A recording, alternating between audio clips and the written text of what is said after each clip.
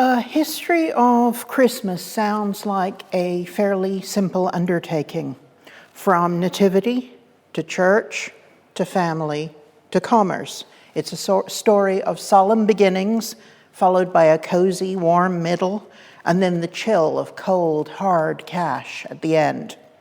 But is this the real story? For a start, every Christmas is different. The traditions of Catholic Spain are different from the traditions of Catholic Portugal and Catholic South America. Protestant Germany is different from Protestant Denmark, much less the differences between Protestant England and Protestant New England. But religion is only one element. Ultimately, and surprisingly, it's a very small element in the Christmas that we know. For there's Christmas, the way it's celebrated in our culture, and then there's Christmas, the way it's celebrated in our homes. And then there's Christmas, the way it's celebrated in the mass media, in books and newspapers, magazines, on film, television. And all of these Christmases are related to each other, but they're not identical. Because then, of course, there's also Christmas, that wonderful, nostalgically perfect day that's seared into our memories, the day that no Christmas individually ever can quite recapture. The poet C.D. Lewis wrote, "There are not Christmases, there is only Christmas, a composite day made up from the haunting impression of many Christmas days, a work of art painted by memory." And that's the key, because each of us is a storehouse of Christmases, a repository of all the happiness, and sometimes the sadness, of seasons past. Christmas is therefore magic. It enables us to be like the White Queen in Alice in Wonderland, who could believe 6 impossible things before breakfast. We believe dozens of impossible things, often dozens of mutually contradictory impossible things about Christmas without even trying, and often without even knowing that we do so. Because the holiday piles legend upon legend. Santa Claus was created in the Netherlands. Maybe his red suit was invented by the Coca-Cola Corporation. Prince Albert brought German Christmas trees to Britain, unless it was the Hessian soldiers who took them to revolutionary America. The Roman Saturnalia was the origin of Christmas Day, or maybe it was the Feast of Woden. Except, of course, none of those things are true. At Christmas and about Christmas, what is true and what we think is true is hard to separate from the things that we would simply like to believe are true. The 2 central assumptions about the holiday that are commonly made are that it's religious in origin and that the traditions of each person's country embody the real Christmas, the ones that all of the others only palely imitate. That Christmas was once religious, and only in our day has it been reduced to its current shabby, market-driven form, is such a common idea that it comes as a surprise when the actual makeup of the day is examined. First and foremost, of course, Christmas is the day established by the Christian Church to mark the Nativity of Christ.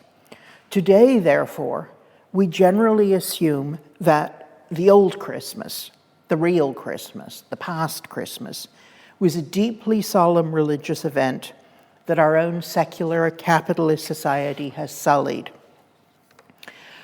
The second assumption, that Christmas is native to our culture, whichever culture that might be, is equally automatic. To most people in Britain, in North America, or in Germany, Christmas is really British, North American, or German. Germans consider their Teutonic solstice myths, their trees, their Advent wreaths, their seasonal markets, their roast goose and red cabbage, as authentic holiday customs that cannot properly be understood anywhere else. The British, and in particular the English, think their mince pies and plum puddings, their ghost stories and Dickens readings to be the very essence of the day. And in the USA, the birthplace of Santa Claus and of Christmas stockings, of giant outdoor trees and eggnog, Christmas is, just as obviously, American, and the rest of the world participates in the customs only in imitation.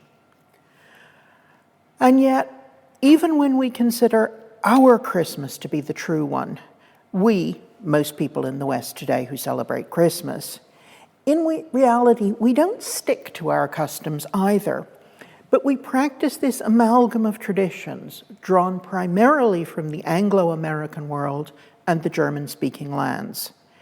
We then shake them up, we mix them together with a couple of centuries of newspaper, magazines, and books, another 100 years of film and radio and television, and we end up not with one culture's Christmas, but with something entirely new, a holiday that's recognized across the globe, but comes from nowhere in particular. And it's that Christmas, that strange hybrid that we think we know so well that we reflexively call it ours. That's the holiday, its history, its myths, its traditions, the stories, the symbols that I want to explore tonight. The first myth, as I said, is that Christmas was once a time of religious reflection and spirituality. Possibly not. The Bible is reticent on the birth of Christ. The Nativity is mentioned only briefly and only in the Gospels of Luke and Matthew. Luke was probably written half a century after the death of Christ, Matthew probably a decade or so later. Neither of them gives a time of year for the birth, probably because birthdays carried little religious significance for the early church. The important day is the day of baptism, the day of religious birth.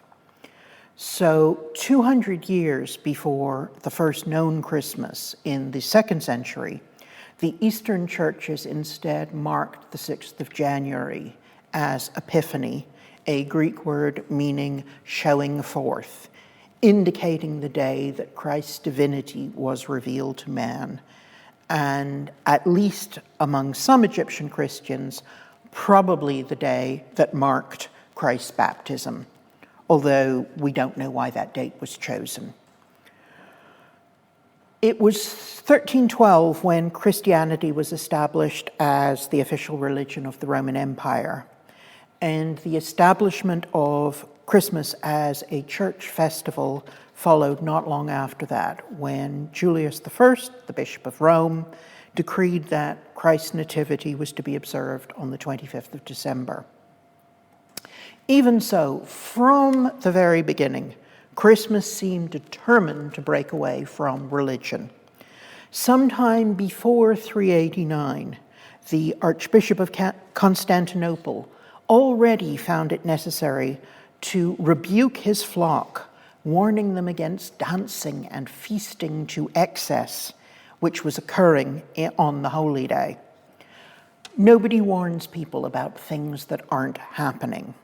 It's likely, therefore, that only 30 years after the first Christmas, it was known that Christmas was already a day of secular pleasure.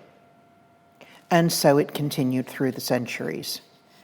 By the end of the first millennium, we know that there was great courtly feasting in Germany, Wales, and Ireland. And soon the season was a time of feasting for any who could afford it, despite the fact that from at least the 5th century, Advent had officially been a church-designated period of penitence and fasting, like Lent. Christmas Eve was a major fast day when meat, cheese, and eggs were all forbidden. And yet, even when the secular rulers made pronouncements to curb these seasonal excesses, somehow, even in their own households, the revelry that was Christmas won out. For example, on one Christmas day in 1213 in England, the king and his guests consumed 27 hogsheads of wine, 400 pigs, 3,000 fowl, 10,000 eels, 15,000 herrings, 100 pounds of almonds, and 68 pounds of spices. That feasting was the order of the day is unsurprising. The European agricultural year almost dictates it. After the autumn harvest, grain is stored, fruit and vegetables are preserved. In Northern Europe, St. Martin's Day, the 11th of November, was the traditional time for slaughtering the farm animals that you are not going to overwinter. So you have fruit, you have vegetables, you have meat. St. Martin's geese were famous in Germany and Denmark. St. Martin's swine was a German delicacy. Martelmas beef was well known in England. And as well as that, St. Martin's Day was the traditional day that the new wine was considered to be ready. In England, this traditional seasonal drinking was retrospectively given a kind of historical polish to try and justify it. In the 12th century, Geoffrey of Monmouth's History of the Kings of Britain, which one folklorist has described as these islands' first historical novel, told the tale of the theoretically historical 5th century leader Vortigern, who was invited to drink at the season with the toast, "Lord King, was hail," or "your health." The story is almost entirely fabricated, and the parts that weren't fabricated were anachronistic by about half a millennium. But this legendary wassail was transformed into wassail and became part of the Christmas tradition, encompassing not only the toast, but the associated alcohol, the bowl it was drunk from, and the singing and the partying that went along with it. It was all wassail. By the 19th century, contrary to our retrospective images of pious Victorians spending their Christmases in church or in the arms of their loving families in front of roaring fires, drink was ever present. To celebrate Christmas, said one newspaper, was to celebrate rioting and drunkenness. And indeed, in one London court, there was testimony from a murder suspect who could, unfortunately, not tell the judge where he had been the night his wife was killed, because, he said, he had not the smallest recollection of what had passed on Christmas Day. He was so much in liquor. More commonplace was the man who was brought up on a drunken disorderly charge in 1831. In his defense, he begged, as it was Christmas time, that the magistrate would forgive him. The magistrate, unfortunately, was unimpressed. "Every person brought before me," he said, "during the last 3 days has made a similar defense." Verdict: guilty as charged. And things didn't change. By the start of the 20th century, one US manufacturer of soft drinks ran a decade-long seasonal campaign, a hugely successful campaign, showing Santa with a drink. And this kind of ad ran, by the way, all the way through Prohibition. Santa, Christmas, and alcohol were inextricably intertwined. Another more sober element that has symbolized the holiday for centuries is winter greenery. As early as the 7th century, it was noted that the British Isles had a tradition of decorating churches and holy places with greenery, although it was not yet seasonal. Midsummer decorations were as common as midwinter ones. One 16th century historian said that in previous centuries, Every parish had a great pole serving as a maypole in the summer and then decorated with holly and ivy in the winter for what he called the disport of Christmas to the people.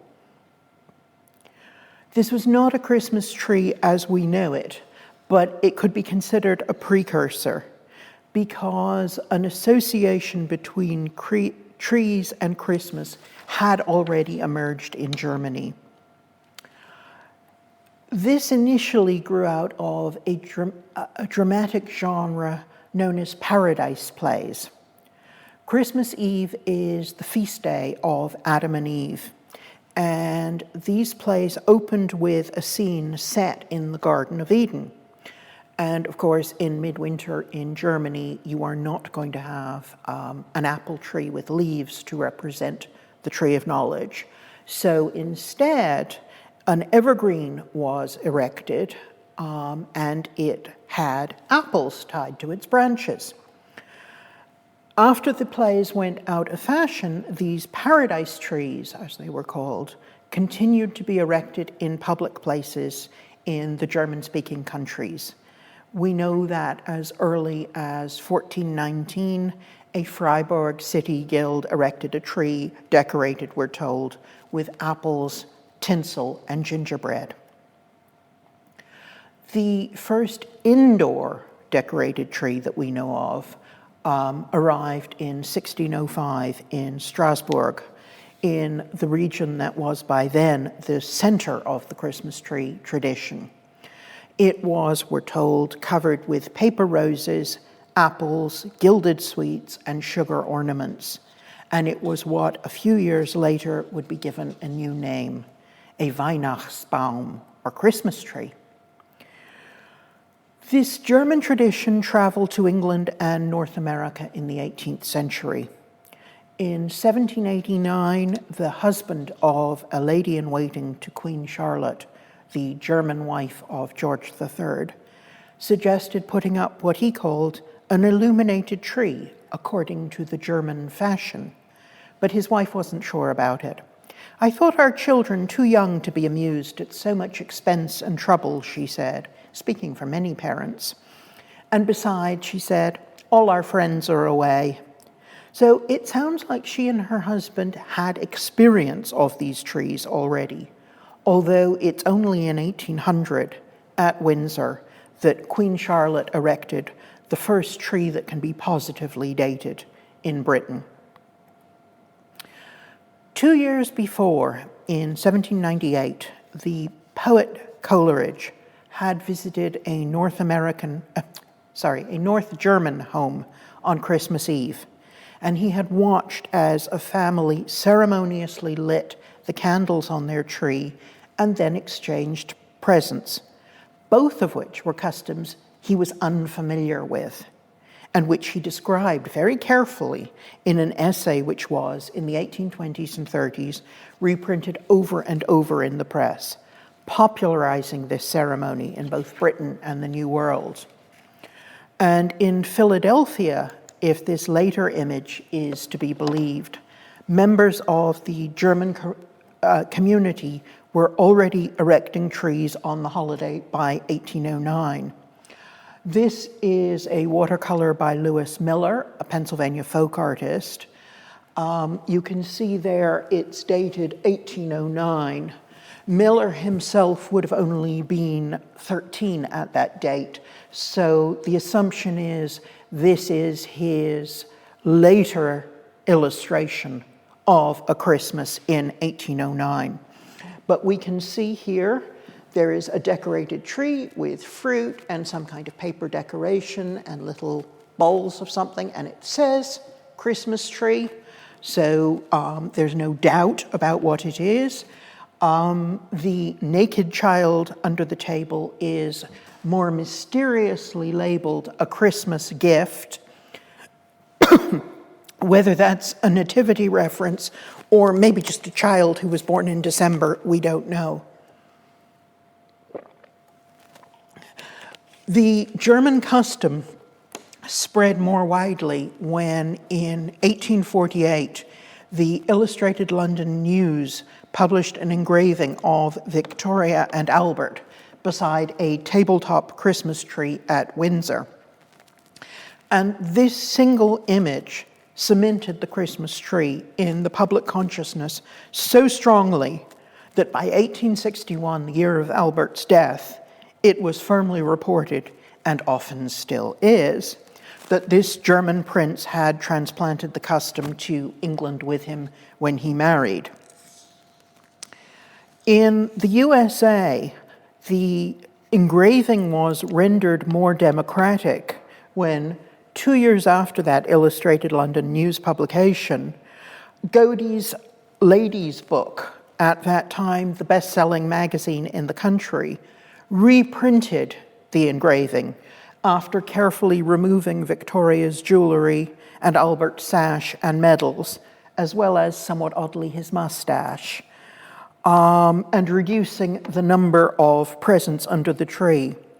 So instead of an image of royalty that is something to admire, we now have an illustration retitled not The Royal Family at Windsor, but simply The Christmas Tree. And it's a domestic image that everybody now can aspire to. So now we've got the holiday on the 25th, we've got the tree, we've got the gift giver in Coleridge's German essay, and in these images of family trees still being gifts exchanged between family members. The seasonal gift giver, who personifies the holiday, took a more roundabout route to get there. In the middle of the 15th century, a Devonshire clergyman may have written the first English seasonal song to greet Christmas not as a religious festival, nor as a season or a time of feasting, but as a person. And it had the refrain that ran, "Welcome, my Lord, Sir Christmas." And in these verses, Sir Christmas oversees eating and drinking. He teaches listeners the customs of the day, and he ends, "Make good cheer and be right merry." So Sir Christmas is this jolly innovation. But he had to compete with other seasonal visitors who had somewhat more ferocious hue. Winter was a time of superstition, of ghosts, when the gods, when the spirit of the dead were more easily seen by the living.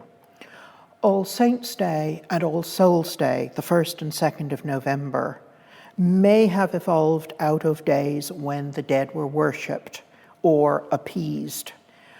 And with the dead came various intercessors who rewarded or who punished, who blessed or banished their earthly followers. On the 10th of November, St. Martin's Eve, St. Martin handed out apples and nuts to good Flemish children. In other places, it was a wild man who did so, one who was often the servant of or traveling with a visiting saint, who could also be St. Nicholas, whose day was marked on the 6th of December. And these wild men would wear animal skins, or they would carry a whip or a switch or a crop to punish the bad children.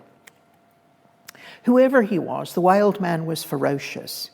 And to draw attention away from both these wild men and the Catholic saints that they accompanied, the Protestant reformer Martin Luther promoted a gentler idea, the Christkind, or Christ child, who at this season gave fruit and nuts to good children.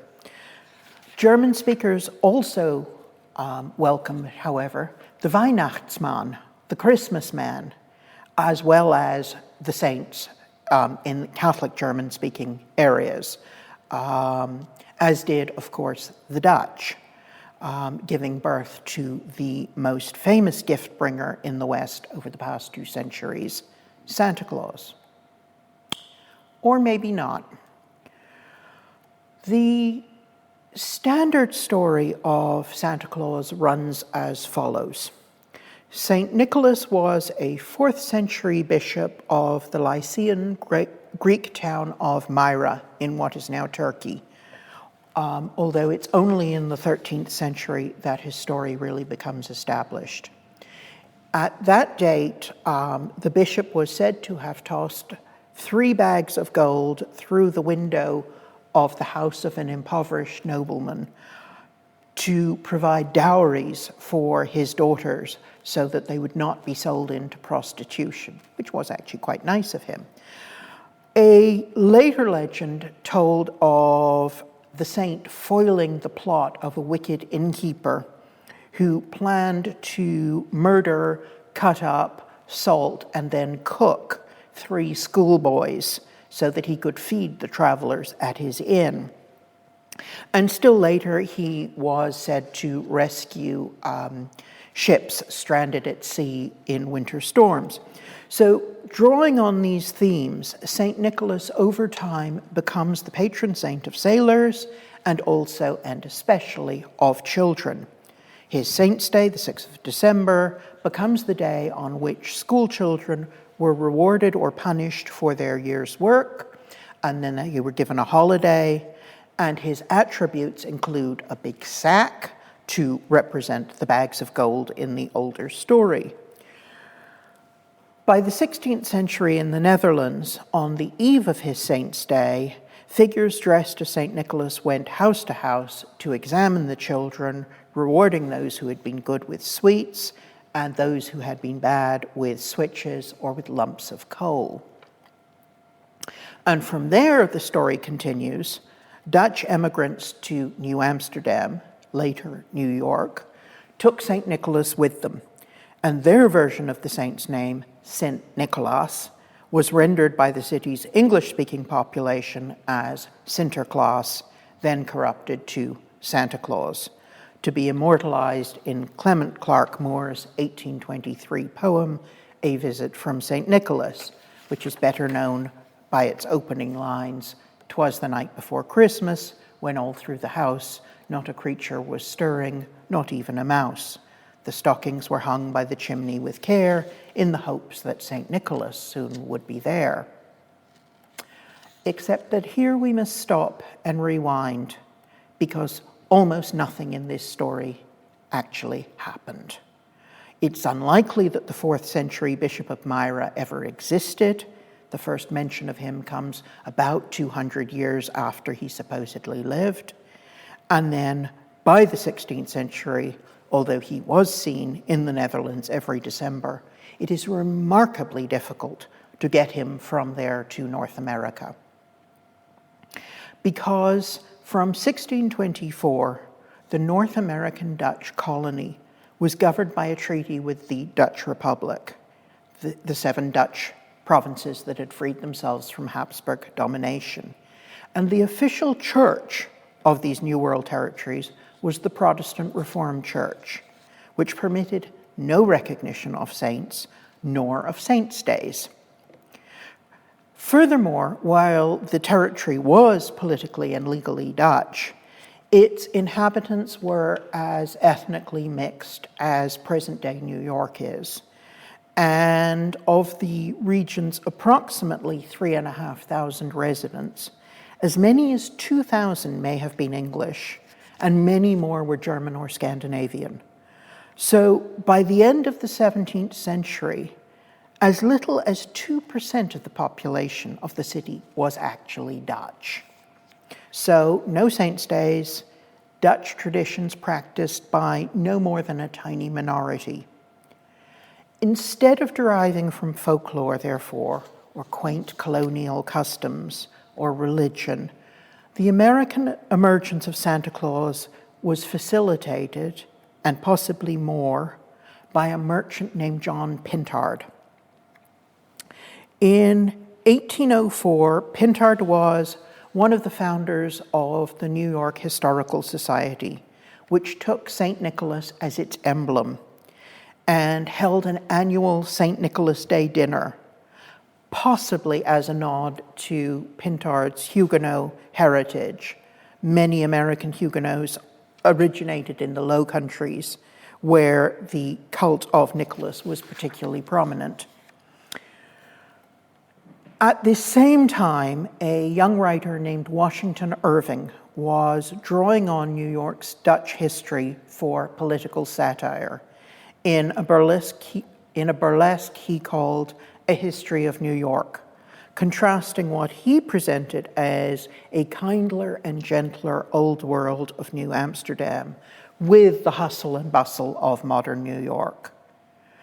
The society members also used New Amsterdam as a contrast to what they saw of as the ills of the present in this modernizing city, and they toasted every year to the memory of St. Nicholas. Irving's History of New York was hugely successful. It made his name, but its very success clouded its comic origins. And within a few decades, the book began to be read as though it actually was history. Had anyone paused to check, it was perfectly obvious. Nothing in it was real. It was satire. He claimed, for example, that the Dutch named their first church in New York in honor of St. Nicholas, when in actual fact there was no church named St. Nicholas's in New York until the 20th century. But the legends continued. In 1810, Pintard produced a broadside, a sheet, with an engraving for the annual dinner, with a picture of St. Nicholas in his bishop's robe, and a little verse of tribute to St. Nicholas, my dear good friend, to serve you ever was my end. Pintard said that this verse had been recited to him by an ancient lady, 87 years of age. And it's possible, of course, that an elderly lady had told him the verse. But if she was 87 in 1810, not only had she spent her whole life in British North America, but so had her grandparents. Dutch New York was so far behind them. But legend was always much better than reality. 2 weeks after that dinner, a magazine followed up with a poem about the good holy man, Pintard's precise phrase, adding, whom we Sancta Claus name. And it's very noticeable, I think, that these English-speaking authors were all using a corruption of Sanct, the German for saint, not the Dutch Sint, where they thought it came from. 2 years later, the knowledge of Santa Claus had spread widely enough for a children's book to dismiss what they called Old Santa Claus, of whom so often little children hear foolish stories. And by 1830, a New York bookseller was advertising his Temple of Santa Claus, where customers could return to the good old ways of their fathers. So less than 21 years after his American birth, Santa was already a piece of nostalgia. So it would seem that Washington Irving, John Pintard, and their friends should be credited with the creation of Santa Claus. Or should they? Almost everything suggests that they were it not for two newspaper references to Santa Claus in 1773 and 1774, when John Pintard was 14 and Washington Irving was not yet born. So once again, we have to stop and rewind.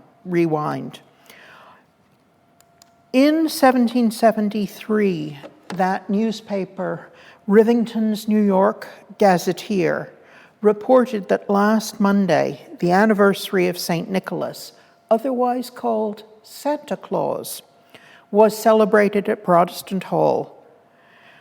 There was a similar mention in 1774, and then come these decades of silence. So where did this group who used the name Santa Claus come from? We have no explanation. We don't even have any guesses. It might be, however, that it was another immigrant group, neither Dutch nor pseudo-Dutch, who supply the missing link between St. Nicholas and Santa Claus. By the 18th century, European settlers in what would soon be New York State included Germans, Austrians, people from the Czech lands, from Scandinavia and Finland, from Britain, of course. And it included possibly as many as 25,000 Swiss immigrants. Most of the Swiss headed for North Carolina, but there were plenty in Pennsylvania and New York.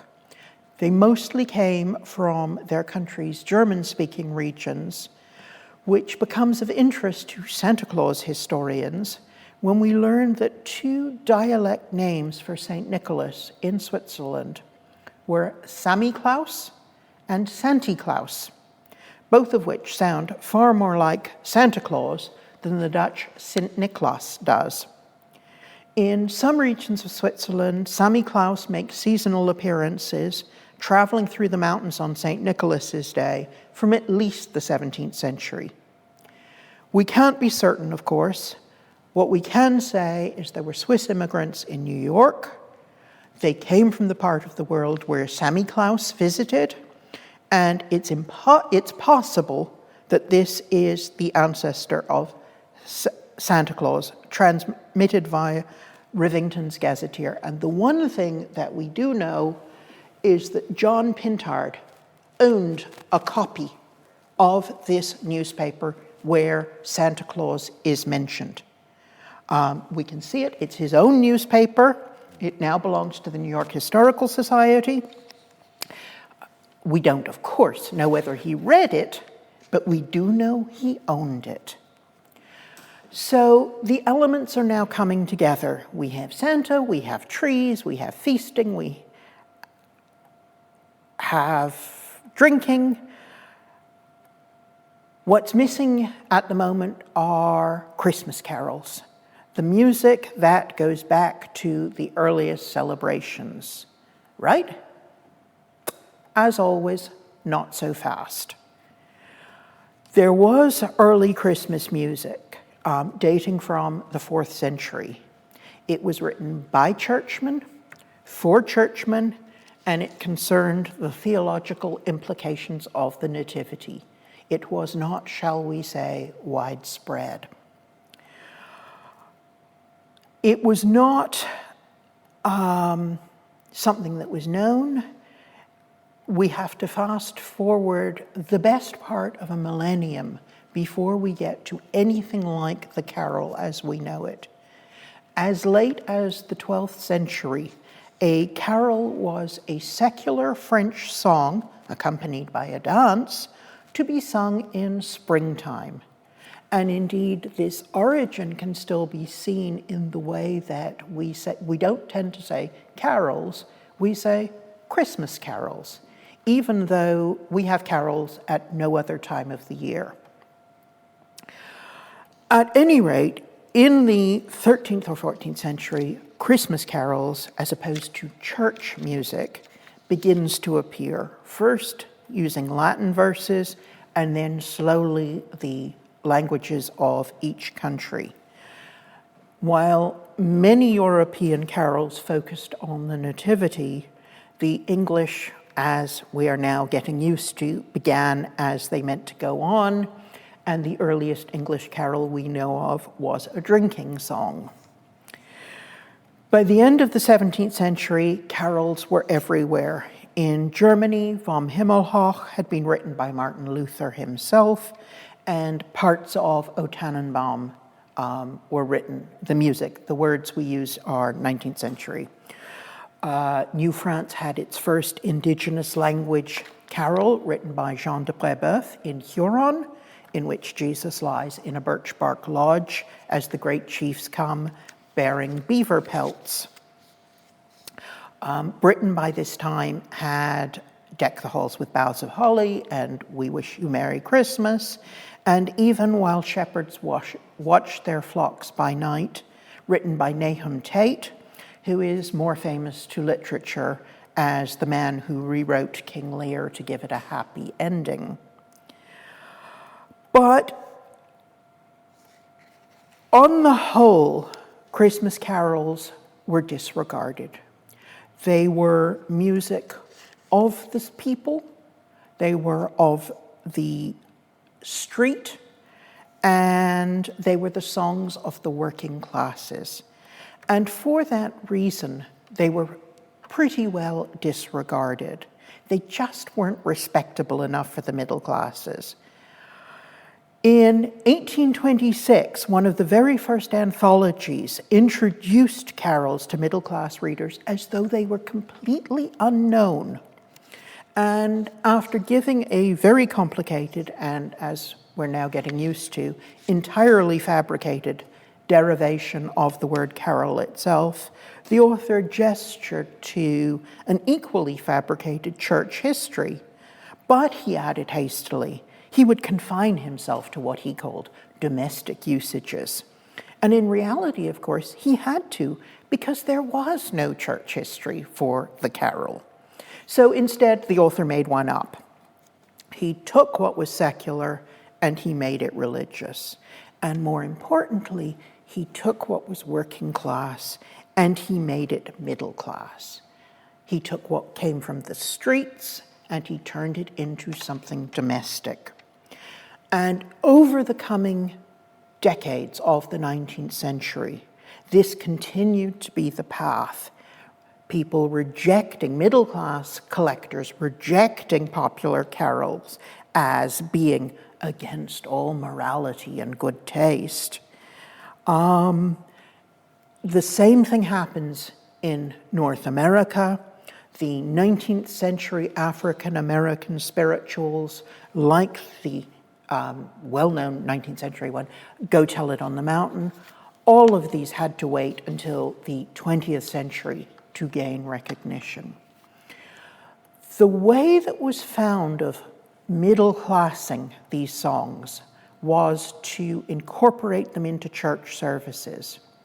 And so what happened was the clergy began to build Christmas carols into Christmas Eve services, into special carol services, and very swiftly, people began to not merely think they were part of the church, but they began to think they had always known them.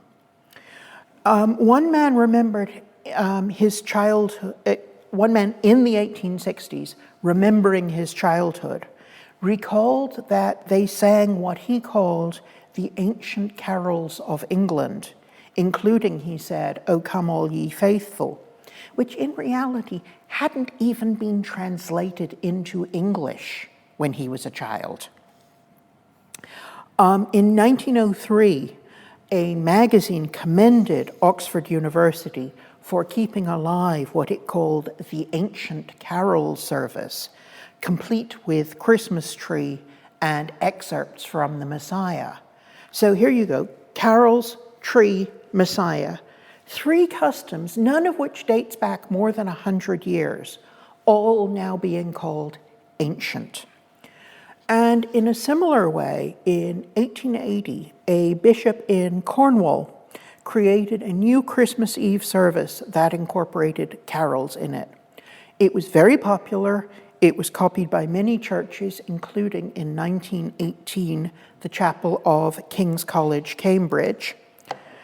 And this new service of 9 lessons and carols was popular and began to be repeated every year. In 1928, the BBC began to broadcast it, and 10 years after that first service, it had somehow magically aged because the broadcaster's publicity material announced, "The festival has been held since the chapel was built nearly 500 years ago." And it's this kind of magical transformation that makes Christmas what it is, a holiday that shapeshifts to become what we, both personally and as a society, need it to be at any given time. Even when we can trace a single line of descent for a tradition, the underpinnings of each detail or the emotions attached to it can be dramatically at odds. Santa is benevolent, and in venturing into our houses, drinking the odd cup of tea or eating a biscuit or two that have been left for him, he is domesticated. Yet, while we've tamed so much, a little fear always lurks in these winter's tales, with the spirits and ghosts that glide by night. No one quite knows why winter, and Christmas more specifically, become the time of ghost stories. According to Shakespeare, Christmas is the one time of year when no spirit can walk abroad, and no fairy nor witch hath power to charm. And perhaps this day, because of that reason, is the one day we can speak of ghosts without fearing that they will come when called. For whatever reason, the connection has been strong from at least the 17th century, even before the 19th century love of antiquarianism brought ghost stories back into circulation. Walter Scott promised holiday tales of conjurer and ghost, and the centerpiece of the Dingley Dell Christmas celebration in Dickens's The Pickwick Papers is the retelling of a story of goblins, published, of course, just in time to be sold as a Christmas present. Perhaps it was the absolute domestication of the holiday that made these stories so popular. Just as living in safe societies makes reading crime fiction pleasurable rather than unnerving, so perhaps sitting comfortably, sipping a hot drink while the children destroy their new toys all around you makes ghostly apparitions enjoyable rather than frightening. The comic writer Jerome K. Jerome did wonder at the fact that whenever 5 or 6 English-speaking people meet around a Christmas fire, they start telling each other ghost stories. It's a festive season, and yet we love to muse upon graves and dead bodies and murder and blood. And this continues today with an entire genre of gory, Christmas-themed horror films. The antithesis of Christmas, whether by slasher films or by simply complaining about the holiday season, had by the end of the 19th century become an industry in itself, as those artists and writers who felt so inclined found plenty of commercial outlets for their bile. Much of this was comic. In Wheaton and George Grothsmith's Diary of a Nobody in the late 19th century, Mr. Pooter's son declares, "I hate a family gathering at Christmas. What does it mean? Somebody says, we miss poor Uncle James who was here last year," and we all begin to snivel. Then another gloomy relation says, "I wonder whose turn it will be next year," and then we all snivel again and eat and drink too much. Just as the clergy of the first millennium condemned drinking and dancing, which revealed to us that people were drinking and dancing, so these modern curmudgeons fulminating against the holiday shows how much the holiday means to the majority. If Christmas was as universally disliked or even disregarded as these naysayers suggest, no one would pay them to say nay. Because Christmas for most is a Christmas of traditions, traditions that were somehow thought of as ancient, the turkey, the tree, watching It's a Wonderful Life, singing carols, or listening to the Queen's speech or the carol service from King's. But the core of it is in repetition. But it's a very particular form of repetition. It's a repetition of both remembering and forgetting, of remembering and misremembering, an unending cycle that allows us an illusion of stability, of long-established communities. As these stories of family holidays in the past are misted and softened around the edges, over time, over generations, distressing or embarrassing elements of the retelling of each of these events vanishes. Incidents that have no meaning are forgotten. Old details that are unfamiliar are replaced by more familiar ones from our own lives. We see that this regularly occurs in Christmas celebrations in every country. When people say they miss the old holiday traditions, few people mean that they miss creeping up on other people's houses and firing guns in the dead of night, or that they miss wearing goat skeletons on their heads, or that they miss Christmas being the one day in the year when they can afford to eat meat. What they mean is that they miss what we understand emotively to be the central core of the holiday. Not the lives we have, but the lives we would like to have. In a world where family, religion, personal and social relationships are built on firm foundations. It's not, therefore, surprising that the most profound change in the celebration of Christmas accompanied the four great revolutions of the modern period in the West: the British Civil War, the American Revolution, the French Revolution, and the Industrial Revolution. These revolutions brought changes that were irreversible.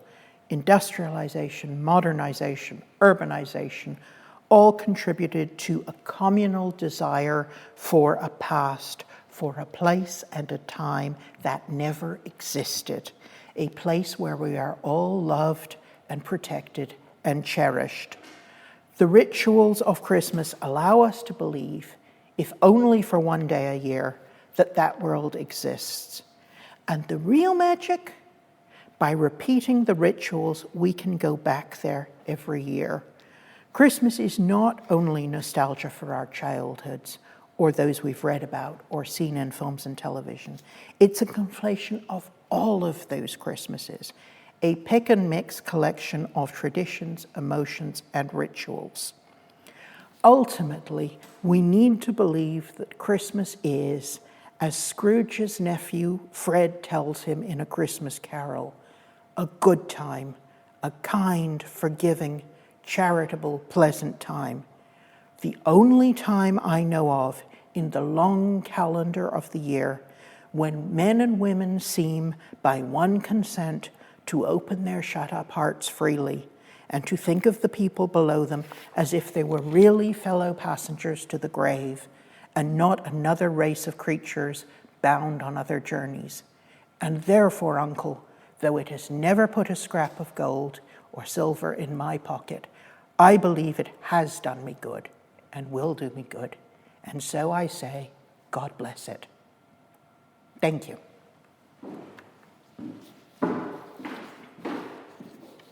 Judith, thank you. Thank you for that wonderful lecture. Really enjoyed it, and so did the online audience. I have a few questions that I'd like to convey from them. The first one is asking, can you tell us a bit about the relationship between Christmas and the winter solstice?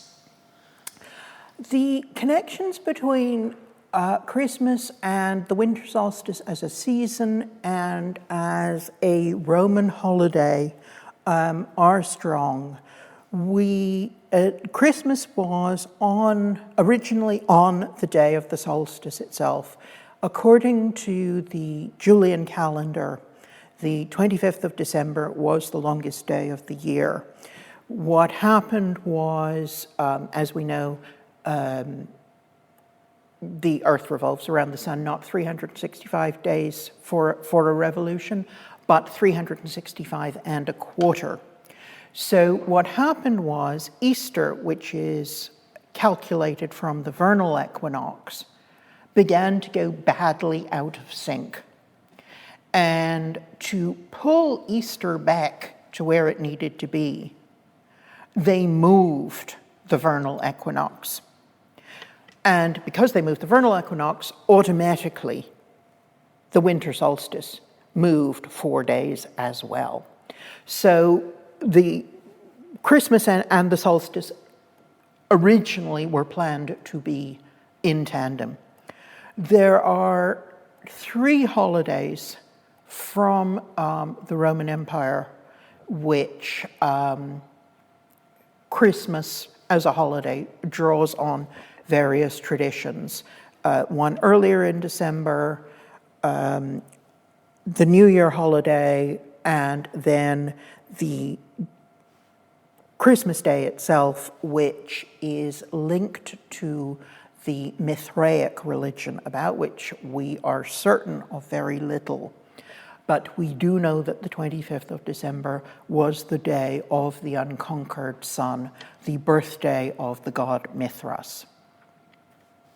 Thank you. Another question. Do we know if Martin Luther really started the tradition of putting lights on the Christmas tree, or if the tradition pre- or post-dates Luther? We don't know about the lights. He certainly did not start the decorated tree tradition. I think it's unlikely he started the tradition of lights, although he was a great promoter of the Christmas tree. And as I say, he lived in the heart of Christmas tree territory. But the lights were a wider tradition. Is there a place for West Gallery carols in your story? I'm afraid I don't have any more information about this. I don't know what that means, I'm afraid. So. If the person who asked that question could pose it again in the feed, I'll send it to the speaker after the lecture, Sure. and we'll see if we can answer that one for you. There's another question about, could you explain the relationship between Christmas and gifts a little bit more? Well, the relationship between Christmas and gifts is fascinating because from Roman times onwards, it was New Year that was the gift day.